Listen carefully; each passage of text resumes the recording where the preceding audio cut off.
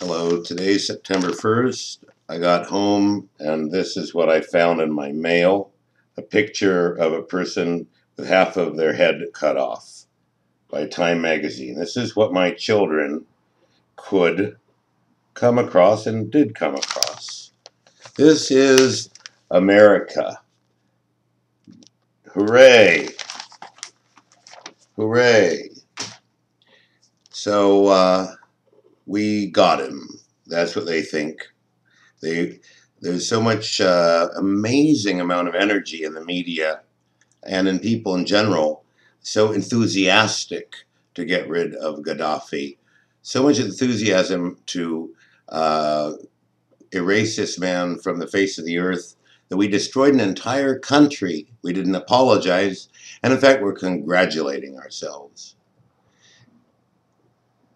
Anders Fogh Rasmussen, the Secretary General of NATO, has said, "We will continue our operations until no civilian in Libya can be harmed."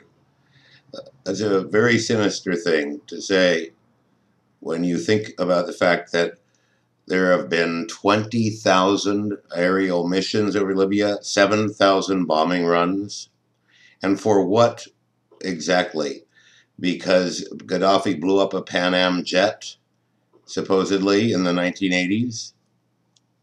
We are going to bomb an entire country. We're going to drop 7,000 planes full of bombs on that country because of the actions of one man.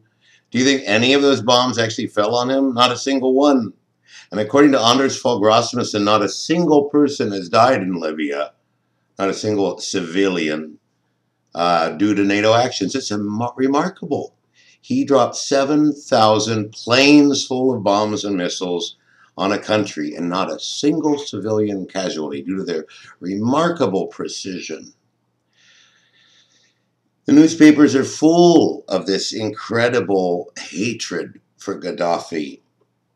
But we're not bombing Gaddafi. We're bombing everyone but Gaddafi. We have destroyed an entire country out of our bloodlust.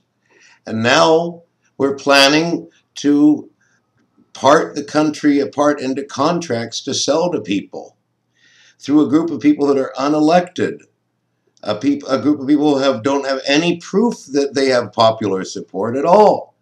Precisely 7,000 bombing missions is what it took to get them into Tripoli. How do we know what the level of support is for these people? Do we ask? No. How do we know what Libya was like? Do we ask? No. Libya, according to those who don't like this rush to pulverize this country, had a very high literacy rate, had a very strong medical system. There hasn't really been a lot of evidence for systematic plundering of the country. If there was evidence of that, it would be rather unlikely that they would have a higher standard of living, supposedly, than others. In fact, the spleen and the bloodlust of our media, who is ultimately culpable, maybe they own the bombs and the oil companies, the guys who print the papers, maybe they're so terrified of being criticized by the mainstream establishment because of the internet. They're afraid they're going to lose their readership and go out of business unless they cheerlead these things.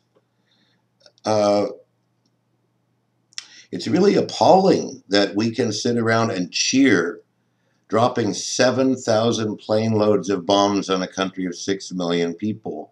And the head of the Libyan Democratic Party, which is a rebel party, in other words, these are the liberals. These are the ones we really should be talking to and helping. And he's based out of London, as far as I can tell. He's not very happy about the TNC. He's not very happy about Jabril. They feel like they're not getting much dialogue, and they freely say that al-Qaeda has the upper hand. So if our leaders did train guys from al-Qaeda to attack Gaddafi, does that mean we should put our leaders in Guantanamo? And am I being right-wing or left-wing? Am I being a Gaddafi sympathizer? Am I being a rebel critic? I think I'm just being a person horrified at reading page after page of self-congratulation as we smash a country into little pieces. Have we, in this rush to lynch Gaddafi, we lynch the truth because we have to stay on message. We can't allow any dissent in our ranks. We don't want our boys in Nevada with the joysticks dropping the bombs having any confusion about whether what they're doing is right or wrong. And this will haunt us. This will haunt us unless we lose every trace of our humanity. And now 60 countries are gathered in Paris to decide the future of Libya. Now, when I've seen groups of people from Libya trying to decide their future, they tend to be tribes, big groups of guys and ladies in long flowing robes. And there's about 120 of these tribes. You know that the tribe that the head of the Libyan TNC is, the warfala, there are 1 million of the people in Libya, 1 in every 6. They're supporting Gaddafi, the tribe of the guy who's running the TNC. And they're supposedly hiding him and protecting him in a place called Beni Walid. So instead of asking that, we've never asked the Libyans, how do we know the Libyans have any support for these rebels?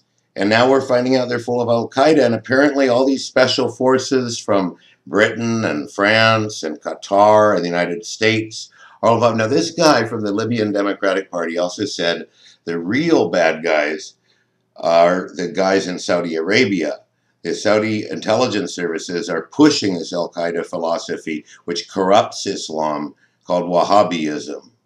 So this guy, I sure did like listening to him. It was the first guy I've heard that made any sense that was opposed to the government there.